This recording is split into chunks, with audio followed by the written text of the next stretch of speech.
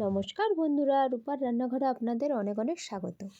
বন্ধুরা, আমরা তো সুজির পরোটা, আলুর পরোটা আরও অনেক রকমের পরোটা খেয়ে থাকি, কিন্তু আপনারা একবার হলেও বাড়িতে এই পালং শাকের পরোটাটি বানিয়ে দেখুন। এই পালং শাকের পরোটাটি খেতে খুবই নরম আর স্বাদের দিকে খুবই টেস্টফুল হয়। আর হেলথের দিকে বলতে গেলে বন্ধুরা, আমরা তো সবাই জানি পালং শাকে ভরপুর প্রোটিন আছে, এমনকি বাচ্চা বড় সবার পক্ষে খুবই উপকারী। এই শীতের সিজনে বাড়িতে যদি পালং শাকের পরোটাটি একবার বানান, বাচ্চাদের জন্য বারবার বানাতে ইচ্ছে করবে।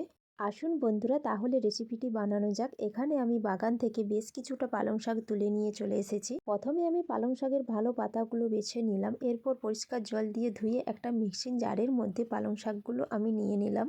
এরপর মিক্সিং জারের মধ্যে বেশ কিছুটা আদা দিয়ে দিলাম, দুটো কাঁচা লঙ্কা দিয়ে দিলাম, হাফ কাপ জল দিয়ে দিলাম। এরপর মিক্সিং জারের ঢাকনাটা লাগিয়ে খুব ভালো করে ফাইন পেস্ট করে নিলাম। এই দেখুন বন্ধুরা, আমি চামচের সাহায্যে তুলে দেখে নিলাম কতটা সুন্দর করে পেস্ট করা হয়েছে। এরপর পালং শাকের মিশ্রণটা আমি একটা কড়ার মধ্যে নিয়ে নিলাম, পরিমাণ মতো লবণ আর স্বাদের জন্য 1 চামচ চিনি দিয়ে চামচের সাহায্যে ভালো করে ঘেঁটে নিলাম। এরপর গ্যাস জ্বালিয়ে গ্যাসের ফ্লেমটা মিডিয়ামে রেখে খুব ভালো করে নেড়ে চেড়ে নিলাম। আর এই পর্যায়ে পালং শাকের মিশ্রণটা খুব বেশিক্ষণ ফোটাতে হবে না, একটুক্ষণ ফুটিয়েই নামিয়ে নিলাম। আর এদিকে একটা বড় পাত্র নিয়ে নিয়েছি, এই পাত্রের মধ্যে বাটি মেপে 2 বাটি ময়দা নিয়ে নিলাম। আপনারা এখানে আটাও ব্যবহার করতে পারেন। ময়দার উপর আমি একটা ছাঁকনি বসিয়ে দিয়েছি, এই পালং শাকের মিশ্রণটা ছাঁকনির ওপর দিয়ে দিলাম। এরপর মিশ্রণটা চামচের সাহায্যে নেড়েচেড়ে ছাঁকনি দিয়ে খুব সুন্দর করে মিশ্রণটা আমি ছেঁকে নিলাম। বন্ধুরা, আপনাদের যদি আমার ভিডিওগুলো ভালো লাগে অবশ্যই চ্যানেলটি সাবস্ক্রাইব করে পাশে থাকবেন আর বন্ধুদের সাথে একটা শেয়ার করে নেবেন। এখানে আমার পালং শাকের মিশ্রণটা খুব সুন্দরভাবে ছাঁকা হয়ে গেছে। এরপর হাত দিয়ে মেখে আমি একটা ডো বানিয়ে নেব। আর হ্যাঁ বন্ধুরা, আমি এখানে কোনো রকম আর জল ব্যবহার করব না। পালং শাকের মিশ্রণটা যে ছেঁকেছি, এই মিশ্রণটার মধ্যেই আমি ডোটা বানিয়ে নিলাম। এই পর্যায়ে ডোটা হাত দিয়ে ভালো করে একটু সময় নিয়ে দলে নিতে হবে। এখানে ডোটা বেশ কিছুক্ষণ দলে নেওয়ার পর ছোট চামচের 2 চামচ আমি উপর দিয়ে তেল দিয়ে দিলাম। আবারও হাত দিয়ে ভালো করে ডোটা আমি দলে নিব। বন্ধুরা, আমরা কিংবা বাচ্চারা সমস্ত কিছু ভেজাল খেয়ে কিংবা খাইয়ে থাকি, কিন্তু বাড়িতে এইভাবে ন্যাচারাল কিছু জিনিস বানিয়ে যদি বাচ্চাদের দিকে খাওয়ানো হয়, মন থেকে সত্যি অনেকটা শান্তি লাগে। আর এদিকেও আমার ডোটা ভালো করে দোলা হয়ে গেছে। এরপর একে একে লেচিগুলো আমি কেটে নেব। এখানে আমি 2 বাটি ময়দায় 6টা লেচি কেটে নিয়েছি। এরপর একটা লেচি নিয়ে হাত দিয়ে ভালো করে গোল করে নিলাম। সেম প্রসেসে বাকি লেচিগুলো আমি গোল করে নিলাম। এরপর একটা লেচির গায়ে সাদা তেল লাগিয়ে বেলুন পিঁড়ির ওপর রেখে বড় করে আমি রুটিটা বেলে নেব। এই পর্যায়ে রুটিটা যতটা সম্ভব বড় করে বেলে নিতে হবে। আপনারাও অবশ্যই রুটিটা বেশ বড় করে বেলে নেবেন।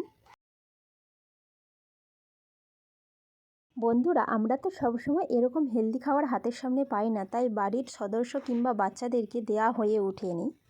আর এই শীতকালেই পালং শাকটা অ্যাভেলেবেল পাওয়া যায় বাজারে, এবং প্রত্যেকের বাড়িতেও পালং শাক লাগানো হয়। তাই বলছি বন্ধুরা, বাড়িতে একবার হলেও বানিয়ে দেখুন, খুবই সুস্বাদু লাগে এই পালং শাকের পরোটাটি এবং হেলদিও। এখানে রুটিটা বেশ বড় পাতলা করে বেলে নিয়েছি। 1 চামচ তেল দিয়ে উপর দিয়ে ঘুরিয়ে দিলাম। এরপর 1 চামচ কর্নফ্লাওয়ার দিয়ে তেলের ওপর আমি ছড়িয়ে দিলাম।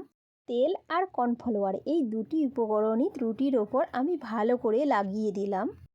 এরপর রুটির এক সাইড থেকে আমি ছোট ছোট ভাঁজ করে নেব। ঠিক এই প্রসেসে বন্ধুরা, আপনারাও কিন্তু এই সেম প্রসেসে ভাঁজটা করে নেবেন, তাহলে পরোটার লেয়ারগুলো খুব সুন্দর ছাড়বে।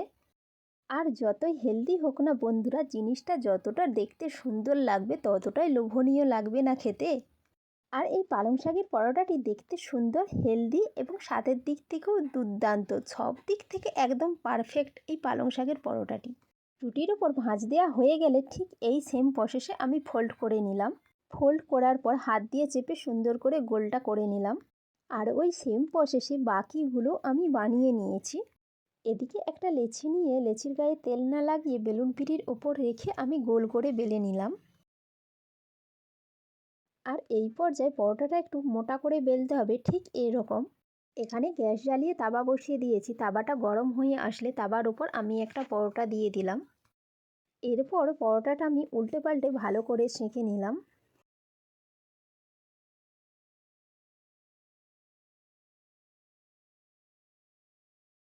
এই দেখুন বন্ধুরা, এখানে আমি পরোটাটা ভালো করে উল্টে পাল্টে সেঁকে নিয়েছি। এরপর উপর দিয়ে একটু সাদা তেল ছড়িয়ে দিলাম।